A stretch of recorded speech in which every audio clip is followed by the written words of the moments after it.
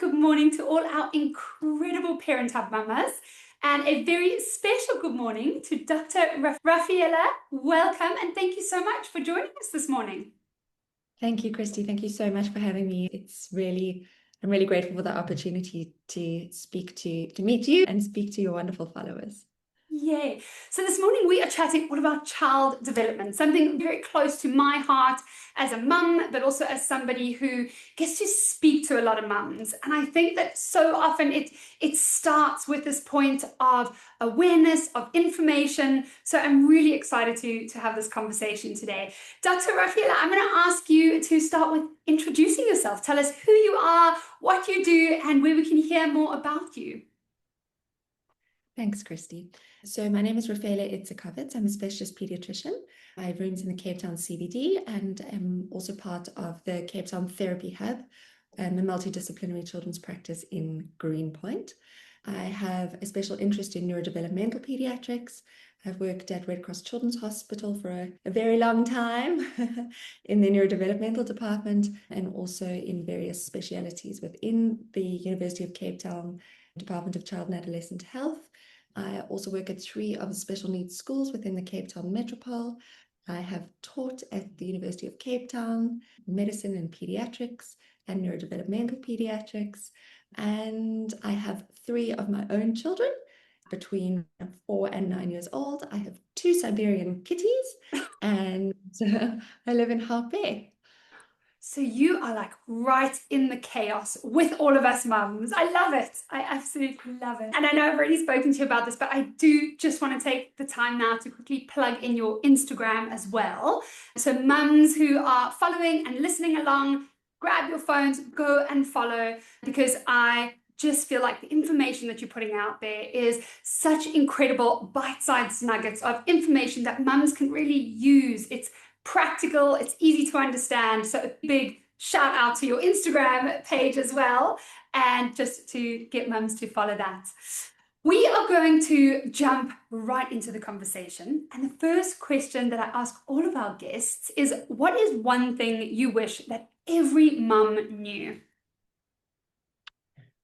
I think the one important nugget of information that I could wave a magic wand and wish all parents knew is that you don't have to be perfect. You don't have to be perfect to raise a well-rounded, thriving, developing child. Children actually grow best with what we call good enough parenting. It's consistent love, repair after mistakes, and emotional presence. And that matters far more than perfect, Instagram perfect. I love that. I love that. And just ironically, yesterday in one of our little group chats with mums, one of the mums sent a message and she was like, I just have to vent. Like, I'm going through almost every day. She has older kids, so they're teenagers, and obviously navigating that new teenage world is really hard. And she was like, I just feel like such a bad mum all the time. And I think so many of us can relate to that, no matter how old your children are, no matter how many times you are messing up. So I'd love to actually just start on that topic. And what does good enough parenting mean? And what are the things that are important to get right in terms of our child development? So really, there's a really simple to remember motto, which is children need 3 things.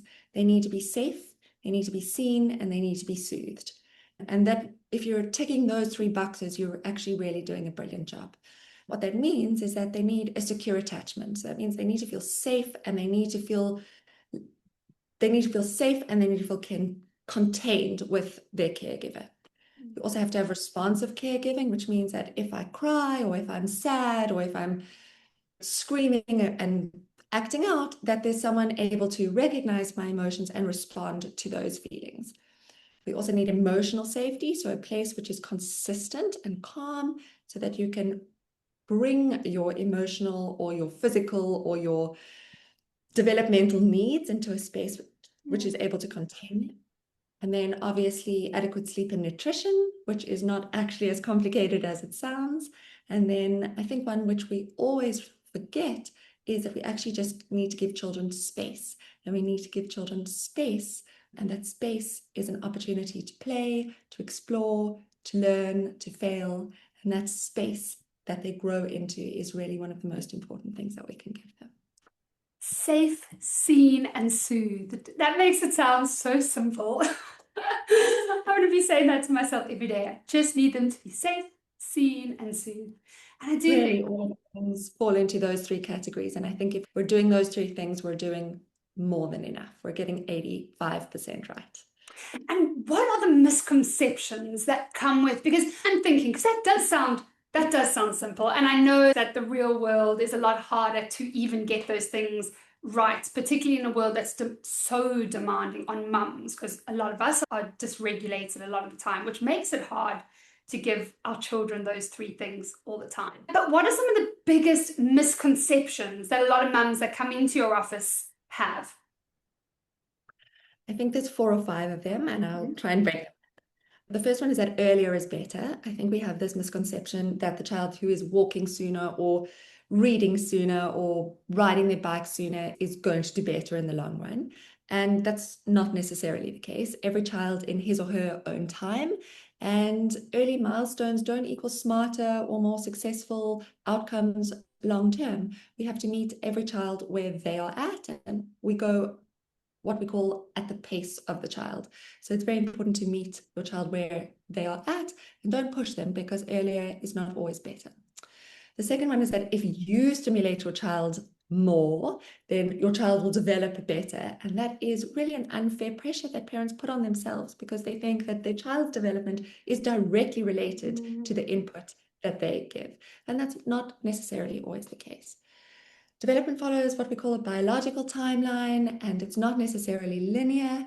And you can support your children where they're at, but you don't have to rush it, and you don't have to put so much pressure on yourself. Another thing where this is definitely prevalent, certainly in parents of older children, is that good parents are there to prevent frustration, that you have to rush in and prevent your child from falling, from failing, from getting frustrated. And that's actually the exact opposite of what we should be doing as parents.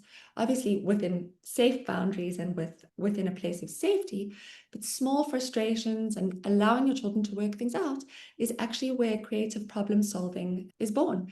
And that emotional regulation and frustration tolerance and endurance comes from those moments when we don't rush in and save our children from every moment of frustration. And the last one, really, which speaks to all of the above, is that every child should follow the same timeline. It's really important that, yes, of course, we have what we call developmental milestones, and those are big umbrella timelines which we expect children to reach specific milestones or learn and grow at specific times or in specific ways. But children are very creative and very nuanced, and really each child will reach those milestones in their way, in their time. And it's important to, again, allow the space to allow those children to grow into them, and also to support them. And just to remember that these are variations in normal. And that patterns of growth, so if a child is developing and growing, as long as the trajectory is forward, that's much more important than the actual timeline of sitting at 6 months. Meeting them. So I have a story to tell this, because I love what you just said, and obviously it sparks my own like parenting journey. So my oldest son now is 9, and then my daughter is 6, and I have a younger child who's just turned 3. And my 8-year-old Broads, he's a gifted kid, really intellectual. And we could tell from when he was very young. And I think for so long, I thought it was my parenting. And I was that mum that he was just reaching milestones early, and he's incredible. He was reading by a certain age.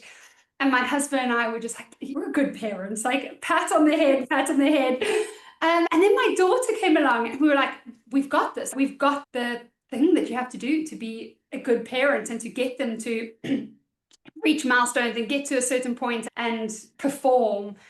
And she was just totally different. She had her own timeline. Nothing we did could encourage her more. And I think it was such a lesson for me in, firstly, that kids just do have their own timeline, but also that children develop in such different ways. And now they still both have their things. Brody is still incredibly intellectual, academic, that's his thing, not because we're pushing him anymore or we're trying to monitor, that's just where his interests lie. Where Callie just has completely different things. So we're trying really hard to follow their path and do what I think is called pushing and cushioning. I think that's all I heard that. Like you give them the push that they need, but also often the cushion that they need or the support. So we're trying to do that. When I do look at my own journey and the mistakes that I made with things like that, so it's so interesting, and it's such a reminder coming from you that they do have their own things, and to take that pressure off a little bit. And it's not about how quickly they get to a certain milestone or certain point. And then I guess on that, my question is, because as parents, we do want to give our children the best. Is there anything that we can do as parents? And I'm wondering if this kind of comes back to that safe, soothed, and seen thing. But is there anything that we can do practically for our children for their neurodevelopment and to give them that, I want to say, advantage in just the developmental realm of their brains and their bodies and their health? Absolutely. I think that is the dichotomy of parenting, is when to move in and when to move back, as you Yes. said, with your cushioning and your cushion and pushing analogy, which is so beautifully summarized. I think it really does go to those three things and really just adapting those for the age and emotional stage of where they're at. Sleep and nutrition obviously form the foundation of kind of good, what we call neurodevelopment, and that's really just wiring of neural pathways, which happens from experience and from emotional safety. And so giving them some good foundations. And those two things are not that complicated in and of themselves either. So I think we do tend to overcomplicate things, but sleep and nutrition are certainly very good foundations for neurodevelopment. Language exposure is also very important from when your children are little. I think it's important to speak through nappy changes, through meal times, just to stimulate those language and communication pathways. And that's really just part of bonding and part of being aware as we move through these routines of childhood, that these little children's brains are switched on all the time and they are receptive to so many multi-sensory stimuli. And if we just are aware and tap into them, that we can really benefit those pathways and benefit that developmental process just by being present and aware. Movement is another one which is really important in today's day and age, especially with older children and teens and screens. Movement is such an important thing. Physical movement, getting outside, moving our bodies. That's how muscles and skeletons get to be big and strong. And also outdoor play and physical movement is also where children learn cause and effect, negotiating difficult or more challenging planning processes, sharing processes, collaborative processes. So movement is really an important part of neurodevelopment. And then play and relationships. One thing we are really not good at as parents, we're good at so many things, but we're not really good at undirected, non-goal directed play. That forms the basis of safe connection. And really just follow the lead of your child, get on your hands and knees, dig in the mud, plant those little geraniums at the beginning of winter, find the earthworms, just play. That is how children learn. And when we fail to play, we're actually stealing the ability of dopamine surges and success pathways from our children, because we're doing things which make us feel better, like solving a problem or getting our children to read a book, but we are taking the opportunity to make ourselves feel better, where if we just played and allowed children to figure those things out for themselves, they would be getting those dopamine surges and those success pathways. So play is really one of the things I feel most strongly about. And that's one of the things in our kind of ambit of skills that we should hone into if we are to support our children's development. I actually, as you're talking, I'm getting goosebumps because everything that you've said, okay, you said play and relationships and movement and sleep and nutrition and experiences and emotional safety. All of these things are, firstly, seem quite simple, but secondly, they're free. And you don't have to pay for them. And I think so often I see mums and I speak to mums, and this mum guilt comes in of how much we can offer our children. And very often when we think about what we're giving our children, it's in connection with toys and things. And what you said is just so beautiful. That babies and children, they don't necessarily need those toys and those things. They need our time, and they need something that I actually think is hard and not done enough, but they need our presence and just the mum or dad or parents, whoever, like really being there and really engaging through language. So that was so beautifully said. Thank you. Gave me goosebumps. It reminds me of a podcast I once heard, is that there's a busy mom who's rushing home for bath Mm. time. And as her little baby is or her kids are splashing in the bath, she sits on the toilet seat and remembers that she quickly has been meaning to buy that bath toy off Amazon or of Takealot. And that for me was just such a perfect summary of missing the point. Mm. Because that moment, that child was perfectly happy, just splashing with a bar of soap or with a sponge. And the mum missed that opportunity to just splash in the water and play with her child. And in fact, she just sat on the toilet seat and bought that next best bath toy or off the internet. And really, that's the exact opposite of we need to be doing of what we need to be doing.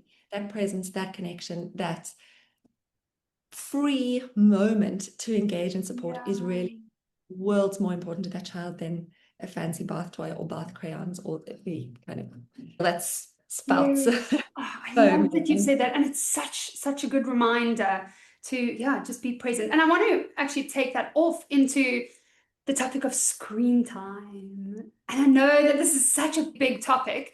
From my side, something that I communicate a lot and I really try and influence, I guess, is mum's screen time and how much time. That made me think of this question because you're sitting in these moments where your kids are there and they're seeing you and mums are on their phone.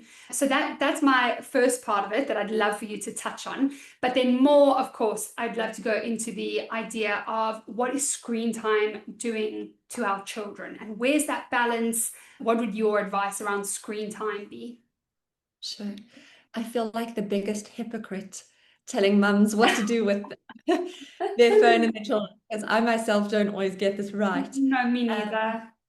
but I think in the challenges of modern day parenting, when parents really are under pressure and we are required to be always on, we don't have a good boundaries between work and home. And we also have a desperate need to pick up our kids from school or attend that netball match. And so we're in this no man's land of being there but not there.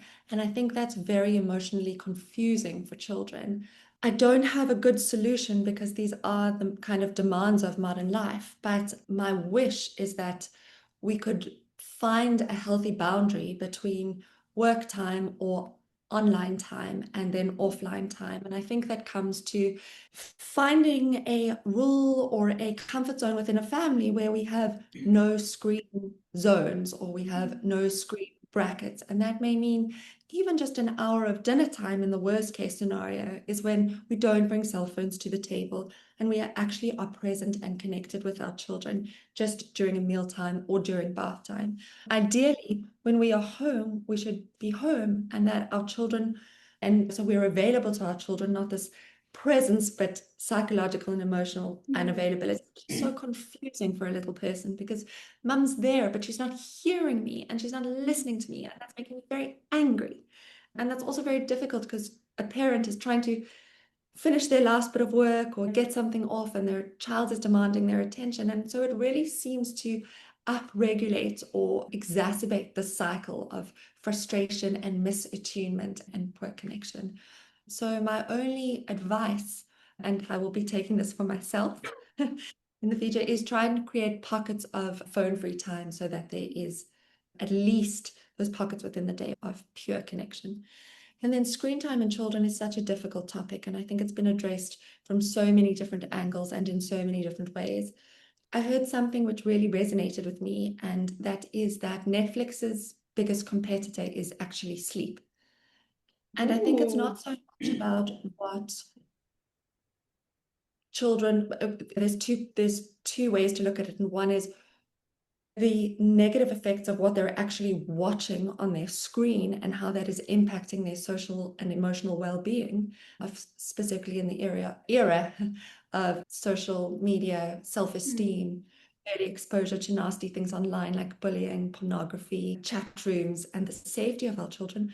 But I think in young children, more importantly, is what that screen time is taking, what we're not doing when we're watching screens. And when we're watching screens, we're not sleeping, we're not playing, we're not connecting, we're not spending time outdoors, we're not engaging with our peers, we're not baking, we're not gardening, we're not climbing trees. And so those are really two important ways to think about the effects of screen time, is one, what we are exposing them to, and secondly, what we're not doing when we're choosing or actively choosing to put our children in front of the television or in front of the iPad. Yeah, it's such a minefield of pros and cons. I think the other important thing is just to realize that not to throw the baby out with the bathwater. There is a place for a good nursery rhyme or number blocks or learning blocks on the cell phone as ways of augmenting our children's development. And so what is really important, or a video call with a grandmother who lives overseas, that's definitely not a negative application for screen time. I think it's just, yeah, what we're choosing to put in front of them and what we're not doing. And also keeping them relevant and engaged in a world where social media is very real. They have to have something to talk about at the watering fountain at school. So keeping them a part of their social relevance. But yeah, I think it's a definite conversation for another day. Yeah. I do. I realize that screen time is just such a big conversation altogether. And I think something bringing in what you said earlier about giving children the opportunity to play and be creative, and even this idea of boredom, which I think is something my kids say it all the time. They're like, I'm bored. And the easy answer sometimes to stop that nagging in your ear is to just put that TV on or give them a screen, or even reading eggs or things like that. But I do feel like when we don't give into those things straight away, I find that my children then do become a lot more creative. They start to think about what to do a little bit more on their own. And then I also just, and I know we're running out of time, I wanted to just bring it back as well to mum's screen time. And you gave some incredible advice of creating those pockets and not bringing work home. And I do agree that those lines become so blurry because people also expect us now. I like, particularly during busy times like this, I try and have those boundaries. I try and have weekends. I try and put my kids at home at 12:30, but by 3 o'clock, I try and put my phone off. And I get messages at 6 o'clock at night or on Sundays being like, you haven't responded to my message for 24 hours. There are these expectations that make it really hard, whether it is just in friendship circles or business. So I agree with you to keep those boundaries, and also social media. Like, if you don't need it for business, get off of it, particularly while your children are young. I think that is just because we say that we don't have time and we have things to do on our phone, but very often the amount of time that we spend just scrolling and numbing ourselves is huge. And I find for myself, sorry, now I'm just talking, but I find for myself during the holidays when I try and put my phone down, my emotional state is so much better, so much better.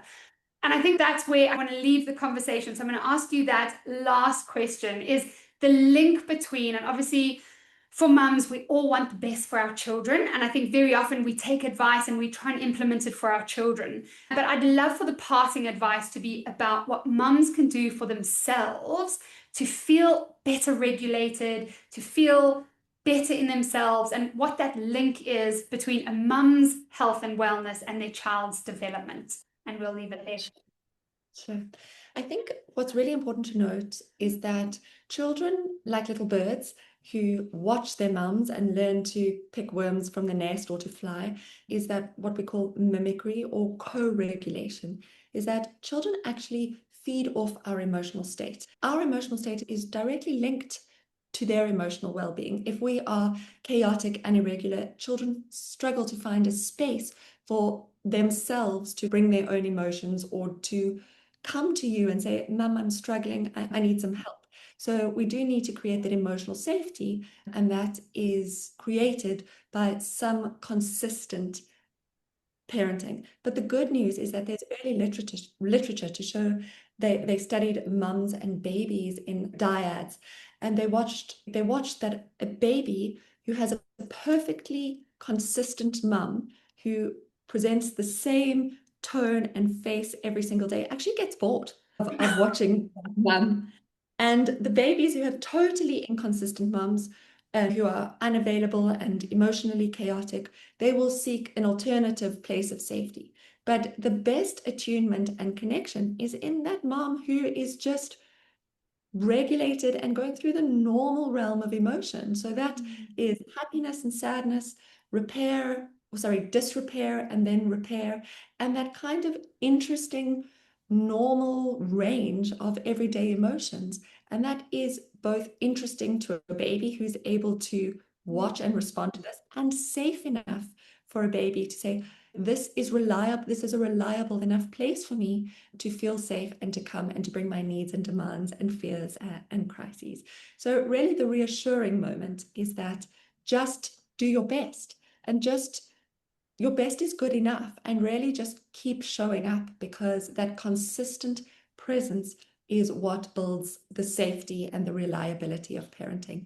And yes, our children do learn how to make mistakes and how to repair mistakes and emotional regulation from how we regulate. And that is often, what we call that mimicry or co-regulation. But really, nobody is expecting you to be perfect. Just be good enough. And that speaks to another really important thing, just when we speak about tantrums or children having meltdowns or shutdowns, and we talk about co-regulation. And that is, an applied example of that is lower your own voice, go down to their level and mimic and validate their feelings by saying, I see you're frustrated now. Let's try and work this out together. And that's a really good application of how co-regulation works. And that can be expanded into kind of how our children respond to our emotional state through growth and development. Dr. Rafaela, I feel like everything that you've said today has been so eye-opening and also just validating for so many of us mums who aren't perfect and don't hit that perfect mark all the time. So I've loved, from the start of your conversation to now, it's all had this very similar theme of just do your best, and your best is enough. So a huge thank you for being here with us today. And yeah, we look so forward to seeing you more online and learning more from you. So big thank you. Thank you, Christy. Thank you so much. And yeah, just one last thought is, although I hope this definitely has been reassuring, the other important thing is that you don't need to do it alone. There are people out there to help you with questions or concerns, and you don't have to take that all on. I'm so grateful that you have a beautiful platform of community and a collaborative space where mums can access wisdom from other mums, but there are also a host of really skilled professionals to fill the gaps and answer your questions. And there is no shame and no question too small in checking in when you feel unsure. And I hope you find that reassuring, and that you get to access your healthcare providers who are really there to answer these questions and to make the hard decisions when you feel that you just don't know. Amazing. And I'm going to link all of your details in the caption and below this video. So please do reach out if anybody does need help or guidance or information on any stage of motherhood. Rafaela, thank you again. And yeah, we'll keep in touch and chat. Thanks, Christy. Have a lovely day. You too. And ladies, parents of ladies, thank you for being here today. Thank you again.